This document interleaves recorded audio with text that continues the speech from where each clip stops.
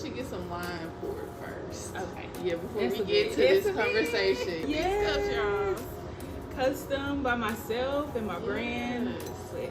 I love these. Yes. Thank you. Cheers to tall culture. Cheers to tall culture. And the More Than Tall. Yes. Tall Culture series. Oh wow.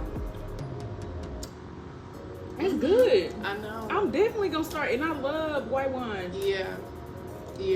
It's Okay. a dessert wine, and it's so good. And I'm just like, I gotta try it if y'all have. I gotta focus on the conversation, or I'll be in my cup. Right. Look.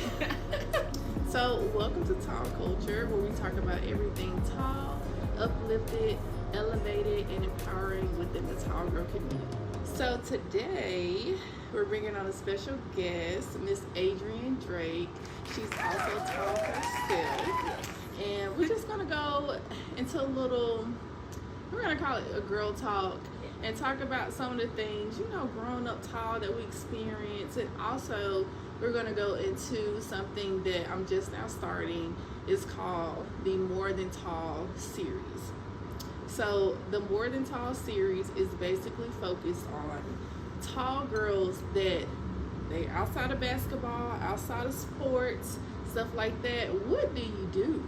So Miss Adrienne has a very successful business, Asidejourney. So we're going to get into that after we have our girl talk about being tall. So I hope that you guys enjoy this. Just a little background between me and her. We went to high school together, played on the same basketball team, y'all. We was twin towering it up. Yes, okay? We still live by the name to this day. Right, we still live by that. Okay, look, we was on the court giving buckets. Yes. Like they just don't know. Big buckets. Look, we have to remind people sometimes. Like, look.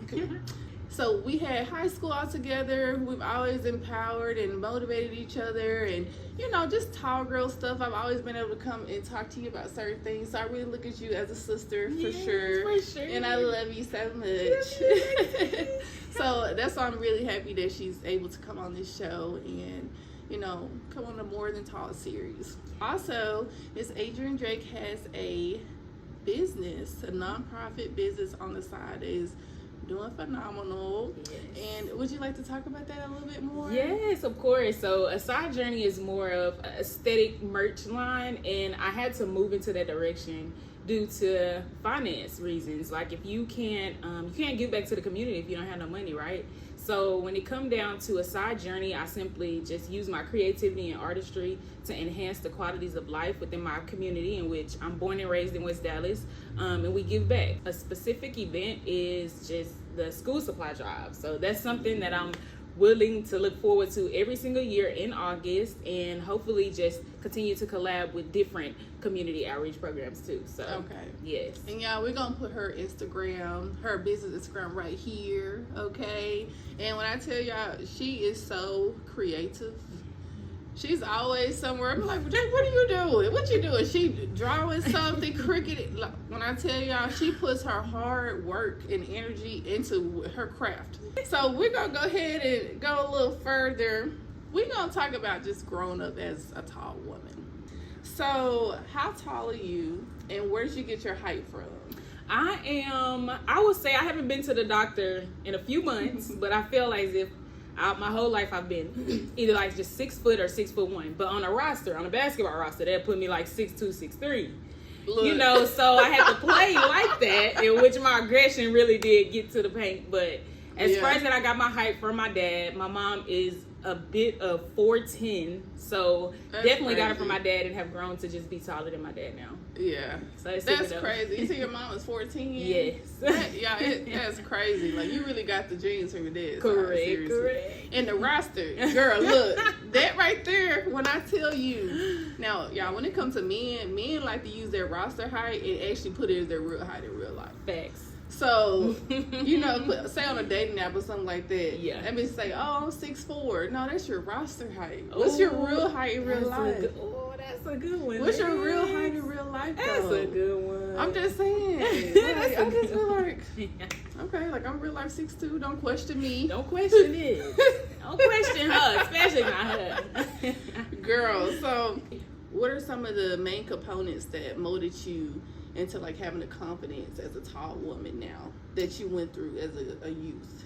I'll say growing up as a youth in elementary to primary school or to secondary school, it became, my height kind of didn't really start affecting me till middle school. So when it came to me being in primary school, which is elementary, I experienced more of like me going to school looking okay or looking decent coming out the house, and vividly remember just like girls pulling my hair.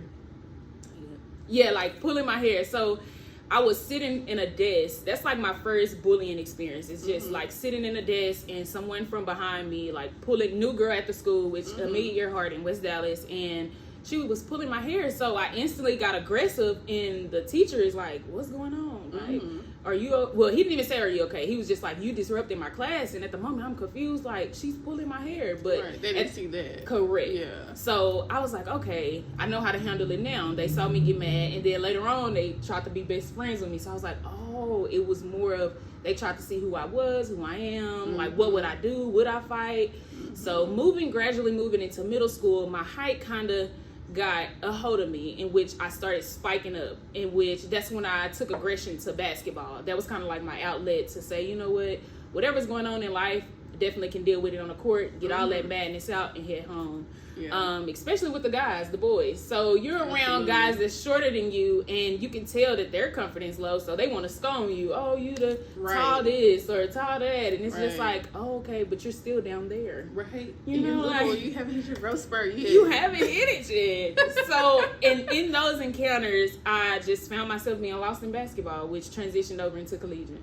Okay, yeah, no, definitely. I could definitely relate with you on the bullying part, because when I tell y'all, it is so real. Like, and it just really affects tall girls mentally. I feel like anybody that gets bullied in middle school at a very intense level, it affects them mentally. But, you know, of course, we're tall girls, and that's a whole different culture, like tall culture. It's a whole different culture. It's a whole bunch of things that we just go through that we all can relate on. Because definitely I can relate to that. Correct. And I wasn't as aggressive. You know, I was just like, just whatever, talk shit about me. I don't know what to say. I don't even know how to respond. I'm just like, shit.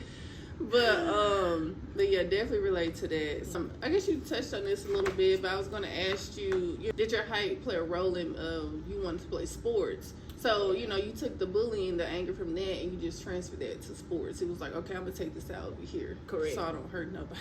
Yeah. So nothing don't go down. Because look, and as you say that, as I'm thinking back, maybe kind of that was my outlet too. Yeah. I never really like realized it. I mean, she was cold as hell. So, and everything, especially volleyball and basketball. I give her the credits to this day. Not just because I know Lexi, but because it's facts. Like facts. So, girl, you was good. Look, we was Twin Tower, and look, everybody was just like, dang, like, wait, we finna play them? Dang, that'd be. So let's get into clothing struggles. Ooh. Okay, how was it for you when you were younger? Oh, when I was younger, it's not embarrassing now because I look back at it like, wow, my mom tried. Remind you, I'm in a 4'10" family. My sister's short, just like my mom's short, and then I'm tall. So majority of my clothes either came from, I fell in love with thrifting because I found a choice in saying, okay, I can wear this without my mom saying, let's go to the men's section. Right. Because the length of your legs. Right, yeah. So I'm like, so I got to style it up, make it look cute, put chains or wear a nice fitted shirt. She can play all the tight clothes, so I respected her for that. But then when it was time to thrift, she gave me my little allowance. I'm like, okay, I'm going straight for the skirts or more of the loose, kind of loose knit type of pants around the waist or something, just so I can be comfortable. Right, yeah. And I'm glad that you brought up, like, I guess we didn't have clothes back then that really fit to us, like, or I'll say the clothes that was available, they were very much like manly, like, and we didn't have any outlet like how we do today. You know, they have, you know, all these Fashion Nova, Tall, and there's a lot of, you know, different tall girl companies that are coming up there are starting to incorporate more fashion into the tall girl culture. That's what we need that. But like back in the day, like for sure, I know what you're talking about because Even my mom, like, because my mom's 6'3", and they didn't have nothing back in her day. So she had to wear the men's Wranglers and all that. So trying to make you cute, you know, doing all that. And I'm pretty sure with your crafty skills, you probably put together some cute stuff. Yes. Probably sewed some stuff together. Look, if I had the skills that she had, y'all, I'd be making all type of stuff. Y'all just don't know, Lord. But in the future, though, really reconnecting with Lex, she put me on like a lot of brands, in which she'll definitely name, and she's probably has gotten into it like within her brand of tall culture. So I truly appreciate Lex, because not saying my thrifting days are over, and I'm not big on like design or anything, but Lex definitely put me on to some great websites and black-owned businesses. Yes, absolutely, absolutely. There are a lot of tall girl websites that that help me, you know, transition to dressing better. Look, I didn't know how to get a dress. I was just like, I don't know, I'm gonna wear a skirt. I don't know. Shit, I don't know what time of year. Like, I'm gonna have to go to Payless, because Payless, honestly, was the only place back then that I knew of that had shoes that went to a size 13. I wear a size 12. Yep, same. So, and then my mama wore 13, so we used to stay at Payless. Yes, definitely. And Payless was the right for best. Right, no, serious. And it had like the cutest little, I'm just like, man, but they shut all of them down in the U.S. But you know where I found one at? Where? When I went to the Virgin Islands. It's in the Virgin Islands. And girl, I went in there and I said, girl, I'm gonna buy this, that. The girl bought all type of shoes. Wow, that's like nice to know. I know, it literally was in the Virgin Islands. I'm like, is this the only one? Like, yes. Like, granted, I like to have in-person experiences when shopping. Correct. Like, you know, I can't go to the store, like, just say we go to Target or something like that. And they be having cute shoes sometimes, you know, generic cute shoes. Like, I can't find a size 12 in store. Correct. Or I can't find a size 36 inseam jeans in the store. So it makes the shopping experience just trash. That's true. It really does. And then even with the Target, like you were stating, I couldn't find like the width. It could be a size 12 or 11, but it won't be wide enough. Right, yeah. You just be like, okay, these narrow shoes, we ain't got time to have our feet hurting everywhere. No, it gets really frustrating. It's like, I feel like there are enough tall girls that talk about this in order for like them to like research and find this out. Like, we need help. Right. Like, right. Please help us. So, so, you know, at the end of the day, I feel like, you know, we can't order stuff online now. That's a lot better, but you know, we still need help. That's true. Okay, so what are some advantages to being tall? Ooh, some really great advantages is, I would say the air is cooler up here. It's like we get a breeze, but I feel like some great advantages of being tall is, I would just say the height in general, of stepping into a room and you don't have to say much. You're being seen first. And that was like me growing up. I was always very much so introverted. And now that I'm in my 20s, late 20s at that, I'm slightly going into my extroverted ways. So I think, it's more so of if you're want to be, you know, extroverted, it's like really good to just step into a room and just not say much. But they're like, oh, wow, there she go. Without even us saying a thing. That is an absolute fact. Yeah. That is a fact. Now, I'm going to say this. Do you find that some people automatically get intimidated to you because you're taller? Yeah.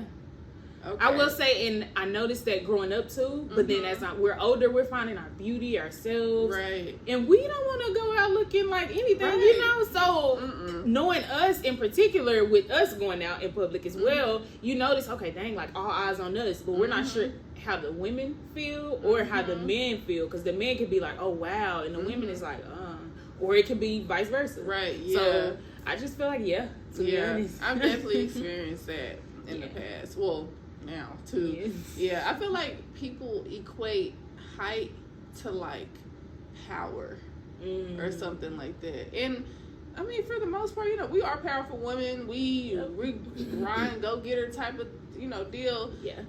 But you know, there may be some women that are taller and just they may be more introverted or, you know, whatever, and they don't want that type of attention. They probably get those feels from people around them. And it's not necessarily true that, they may think that they are that because they tall. Because there's definitely a lot of situations where people, shorter women or whatever, have felt that intimidation. You can just see it. Yep. And it's really unfortunate. I know. They're really like so sweet. And we're right. like our ignorance is not as high as us. Right. Like, so. No, seriously. So I just wanted to ask that because I know we definitely get that type of energy sometimes. Sure, for sure. When it's all, positive vibes over here. Yes. And, growth very vibes. High vibrations. High vibrations. Look. Okay. Now we're going to dive a little deeper. So we're going into the More Than Tall segment of this piece. So like I said earlier, the More Than Tall series is about behind her being tall. Yes, we're tall. We go through all these different things. We can relate to stuff like we talked about in the background. But, our minds, our thought processes, our grind. Look, there are a lot of tall women there in a lot of different professions. Entrepreneurs, lawyers, doctors, anesthesia, all type of stuff across the board. And, I want to shed some light on that. I want to shed some light on things that actually make us not just tall, but like it brings out our individuality, like it brings out who we are. So I know that's right. Yeah, like that's what I really want to like talk about more, because it's just like, oh, she's tall. Yeah. Okay. But look, I could really like talk you down to the ground, and we can go to some thought processes. Yeah. You be like, what? Ooh. Let me go read this book. Yes. The books, Lexi. From auto to in person. No. Look, that's my book plug. just putting it out there. Look, shout out to Audible. Look, that part. That is so old. It's true. Look, so I guess we're gonna go into Asidejourney, and I just want to know, what was the driving factor behind you started up Asidejourney? The driving factor for me personally is my uncle. He actually had a nonprofit started in 1994. Mm-hmm. Unfortunately, he passed in 2015, but it was a nonprofit by the name of Yes, There Is a Santa, mm-hmm. in which, again, like I mentioned, I am from West Dallas, so he would give out toys every Christmas morning. We'll wake up at 4 a.m., pack it in the U-Haul, and we'll go around the blocks of Rupert, Fish Trap, Singleton, all these places in West Dallas, and some in East Dallas as well. Mm-hmm. And my favorite part was the nursing homes. We would make sure we go there first, because we know, like, old people, they might sleep in, but one fun fact, they do wake up super early. They will. So we got them first, got the kids first, and his passing really affected the way we, how the nonprofit started running. So 2 years after his passing, we finished up, gave out all the toys that we had left over, and then I realized, like, wow, like, that was really our family time on Christmas. We would be tired after, but we're drinking, we're having fun, we're doing games, but that vibration kind of went down, and you could tell, like, some of the family members were sad, and so I fought to continue to keep it going. It's still up. His LLC is still living alive to this day, but unfortunately, his plugs were, well, a little background, he was a chauffeur for different teams around here. So Tony Romo was like one of his clients, in which Tony Romo connect to the golf course. And then you have so many people at the golf course that's like, yeah, we're in. And we lost those donors. Okay. So when it came down to Asidejourney in general, I started off with just a small scrunchie of me on my sewing machine. And I'm like, man, I love scrunchies. Everybody else, during the pandemic, like some people, creating a business, not really too much knowing, educating themselves. And then I said, you know what? I want to take this deeper than just a scrunchie or a purchase. So I was like, okay, I want to give back to my community. Boom, started the school supply drive. So that kind of helped me deal with my grievances of, okay, Unc's not here, but I definitely, not just to, make him proud because he's already watching, just to make myself feel better for the grievances that I was going through and how to handle it mentally. Right, yeah. Now, I'll say this. That's why I believe the power of influence is so important in your environment. Correct. Because you had your uncle, you saw that from a little child, and you looked up to him for that.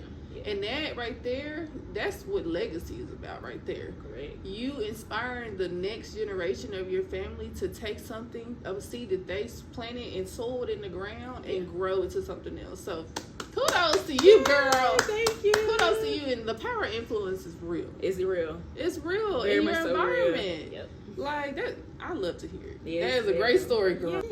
Look, another toast. A toast, man. Look, to growth. Yes, growth. Oh man. Okay, so how did a mindset shift in personal development play in your role of really making Asidejourney like what it is today? Oh, that's a really good question. My personal shift, I would say, kind of moving to seeing my mom go from project to apartment to house, seeing her level up through that phase, and also, sorry mom, but also seeing her lose it. And that helped me around the time where we was going through that phase of, okay, mom, like she ended up getting sick. Of course, we lost our house, and just seeing her be very dependent on her siblings, and she was always the go-to person. And that kind of invented self in all ways, because I realized, like, wow, like I'm grown now. Like I thought I was just gonna come to college to my old house, like. So I did go through many different ups and downs. I started counseling, experienced other things outside of life as well. And the driven point of that popping into me personally to create Asidejourney was more so like my community. Like if I'm feeling down, that makes me feel more alive by giving back. And it just really caught, I'm a little speechless because I'm like, wow, like that is something that I haven't really just self-evaluated that yet. And like, damn, I'm really in the moment where I manifested some years ago, and I never thought I would be here. Not saying I would never. I worked towards it, but I didn't think it would come this fast. Or I didn't think that like I would be on this with this type of organization or under this brand or at this event, and now it has become bigger than myself. Right. So, and that's all I've ever wanted, was to teach the next generation, to continue to feed into them. Honestly, so it'll make me cry. Yeah. Look, I be so emotional when my friends are like blossoming and growing. I'm like, me too. I am a crybaby. I'm not gonna say I am. And just being with you right now is just like something.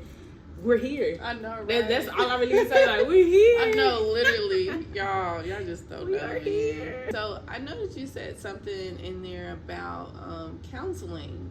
So how do you think that counseling helped you like get through certain barriers towards your success, or just who you are as a person now?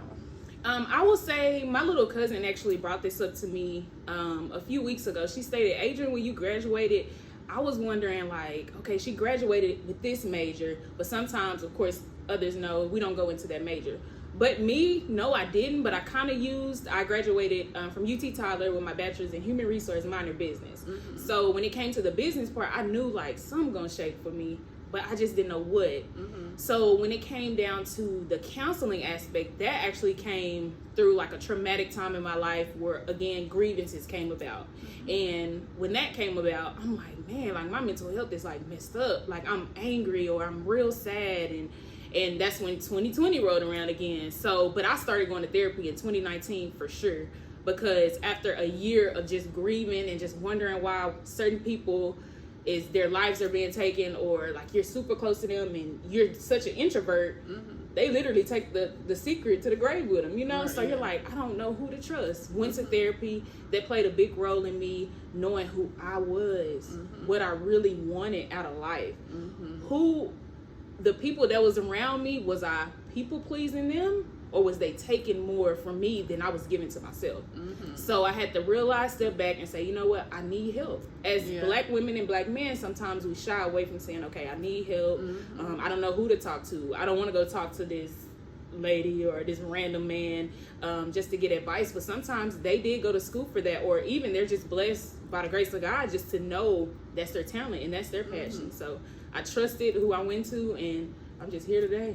And I will say this, because of your experience that you told me about counseling, like that's one of the reasons I went to therapy for myself. Man. So I do believe that therapy can, like, it can help you open up, like, because sometimes you just see tunnel vision, and you just like, you wonder why you're repeating the same patterns over and over and over, and then you think it's just like, that's just life, when actually, like, if you just change one little thing, it's like, okay, you get a different outcome. Yep. And you know, I'm starting to realize that now that I am in therapy too, but you were a huge factor. Yes. Because I definitely was a skeptical Black person. Yes. Like, what? I gotta talk to who? I need a Black therapist. Yes. Okay, no offense to nobody else. I need a Black woman therapist that can help me. Yes.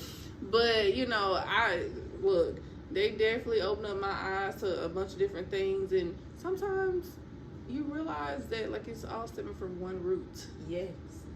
It's all stemming from one thing. Like, some people may feel like, oh, everything's out of control. Like, you know, I don't know why I'm doing this, or this is happening, or this. It's all coming from one root. And I think that's what, you know, put things in perspective for me, for sure. But, yeah, thank you for influencing me. Yes, You definitely did, girl. Yes. Shout out to Adrienne. Shout out to me. Right. So, just want to talk a little bit about when you outgrow people and their mindsets no longer fit your path of growth financially and personally. How can you relate to that?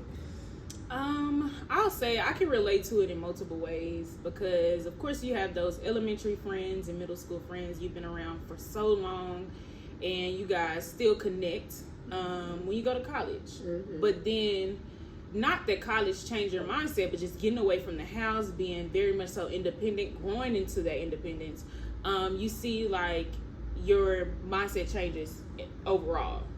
We know that. But it's kind of heartbreaking when they see change in an envy way. Right. It's more of a, oh, you think you better than, or because you got this, you think that you're more worthy. And again, it goes back to like the beginning of the tall culture questions. Okay, I know I'm tall, but that don't mean I'm just out here trying to intimidate people because I want success. Right. Yeah. So when it came down to like friends, family, it was kind of hard because you grow up with those people for so long, and that was a part of why I went to rehab therapy. My bad, not rehab, y'all, my bad. Therapy. That's kind of why I went to therapy as well, because it was like that was something that was weighing on me, because I am such a family oriented person. Mm-hmm. So when you're feeling these different actions, or I would say not actions, or we can go into actions, but more so vibes. I guess I can go into, you're feeling the different vibes when you're coming home from school. You're like, let's hang out, or they make up excuses, or you're saying, let's do something together with family. They're like making up more excuses, and then you get around them. I realized I had anxiety when I started going around people, getting extremely hot, uncomfortable, not knowing what to say, very hesitant on saying things. So that kind of evaluated around the people that I knew I did not need around me, and that's what I learned in therapy as well. Yeah, no, definitely, for sure. Therapy will shine a light on that. Correct. It can, then whenever you realize that, it's like, oh dang, like, well, what's causing this? Correct. And then it just goes down a path of like, okay, maybe I don't need to be around, X or this person. Yes. But no, I can definitely relate to you on that one. And I can relate as well when you say, you know, people that you went to high school with. I would say specifically high school. The school we went to Kimball. Correct. And I just feel like there's a lot of people now that kind of got stuck in that mindset, like a high school mindset. Correct. And, when you come around and, try to even uplift them, you try to be very positive to them, try to, think about doing this. This is this, when you're a very caring and giving person. Correct. Like, why don't you think about this? I can help you with this. They kind of look at it as like, she think that she know it all. She think that she want to X, Y, and Z. She think that, that she can just come in and change, and they don't see it as like you trying to help them. They look at you as a threat. Correct.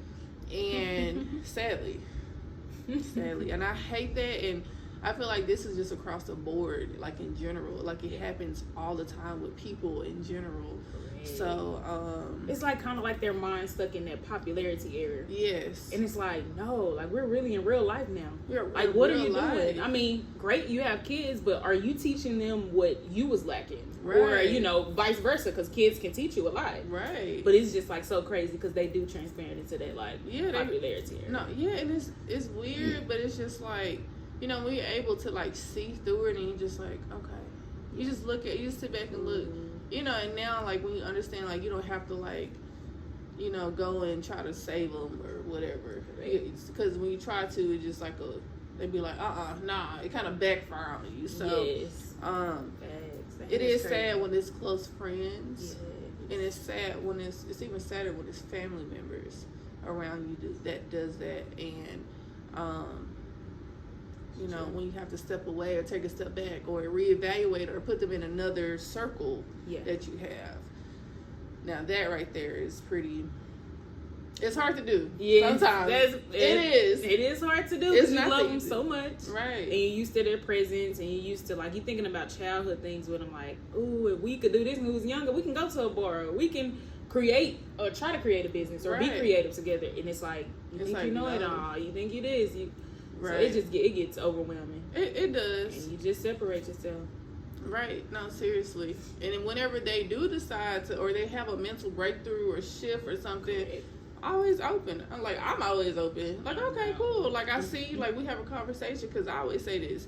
Within the first, I say 3 to 5 minutes of me talking to anybody, I can figure out where your mindset is. Ooh, that's good. I can figure out, you know, what your goals are. Yeah. I can figure out, like, it's just all these different things and just patterns of how, like, people talk, their dynamic, like the linguistics behind it. I can just tell, like, okay, well, if I was to present this situation to a person, I could see 3 different outcomes of how that they will respond to it. That's a good one. And you know, I don't know if that's on some deeper psychological stuff or whatever, but I feel like a lot of people, especially in business, that are very successful, they're able to interpret that a lot faster. Correct.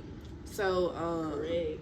But yeah, man, I got nothing to say on that. That was correct, Lexi. That was a good one.